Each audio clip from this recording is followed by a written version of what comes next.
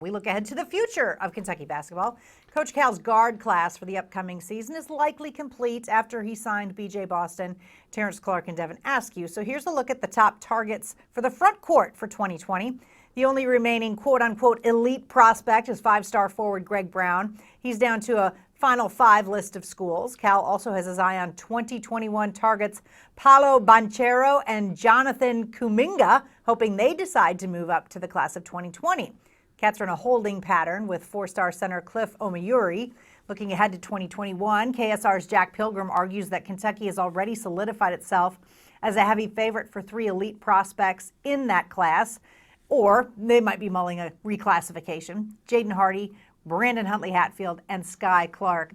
But Ryan, they do need a big man for next year because Nick Richards is gone. Yes, no doubt. And E.J. Montgomery probably is too. Yeah, I think he's the wild card.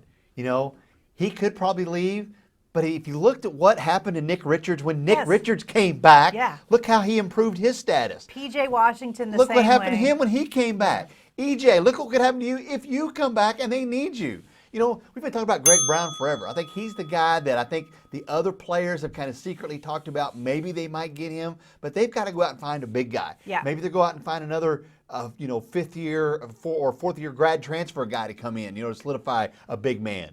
But Cal will find somebody. They'll get somebody. It's been 2 successful years of grad transfers, so that wouldn't surprise me either. Yeah, I think so. All right, turning to politics. Kentucky's Board of Elections Director has some sobering words about election security. Jared Deering says foreign countries are constantly scanning our state's election system. He says the scans originate from countries including Venezuela, North Korea, and Russia, and are likely conducted with bad intentions. Deering also says now that we've beefed up election security at the state level, hackers are targeting computers in county clerks' offices. And while Senator Mitch McConnell has overseen $6 million toward election security in the Bluegrass, Democrats criticize him for not getting more and for spearheading GOP pushback on other legislation. Meanwhile, a lack of funding is blamed for the fact that Kentucky will be one of only a few states this year still using some voting machines that don't produce a paper trail, which is an industry standard to verify election results, Ryan. So not surprising, we don't even have the industry standard yet. But I just find it incredible that there's someone in Venezuela that's into the, Clark County clerk's computer. See, that blows my mind. What do they care in Venezuela who we vote for our Clark County Surveyor's office? What does it matter? Or especially Jefferson County Surveyor. Well, that's what I won, and I still didn't want elected. Give me the title. I don't get it. But, we see our little voting booth. It does seem a little antiquated. I mean, I don't know. I don't get it. What do they care? Right. I just find that hard to believe, but I'm sure it happens. All right, staying with headlines in Frankfort, amid reports that insulin prices rose 45% over a 3-year period, state lawmakers are spearheading the effort to alleviate the burden for people who need the drug. Leaders are pushing for the passage of House Bill 12, which would cap insulin prices at $100 for a 30-day supply. The legislation would also increase premiums for health benefits, excluding Medicaid and state employee plans, from 7 cents to 24 cents per member per month. A member of Insulin for All shared her personal experience with insulin pricing. But insulin is not an option. You must have it to live.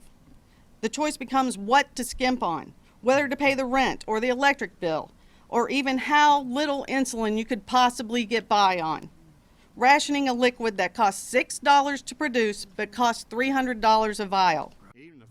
Representatives Danny Bentley, a Republican, and Patty Minter, a Democrat, are co-sponsoring the bill. Ryan, this just makes sense because, as she mentioned, insulin is not expensive to produce. It's been around forever. There are a million different types of insulin, and you need it.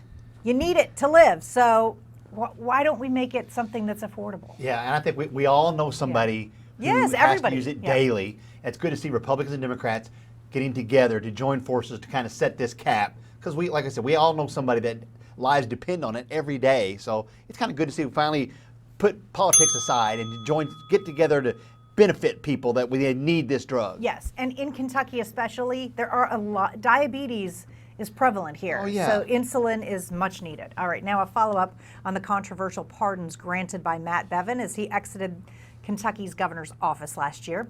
We've talked at length about the 600 commutations and pardons that invited widespread criticism and a request from Attorney General Daniel Cameron for an FBI investigation. Well, a Louisville TV station decided to follow up and look into the impact of some of those pardons 2 months after they were granted. A majority of the parolees were drug offenders, so WHAS checked to see how many of them reoffended, relapsed, or checked into rehab. One man relapsed, overdosed, and ultimately lost his life. Several others fell back into addiction and wound up behind bars again. And one man in his 20s relapsed and narrowly survived a DUI crash. Ryan, a lot of times these pardons are for drug offenders. Addiction is a tough thing to battle. Yeah. They don't necessarily get the treatment that they need behind bars, so it's not surprising that some would fall back into addiction.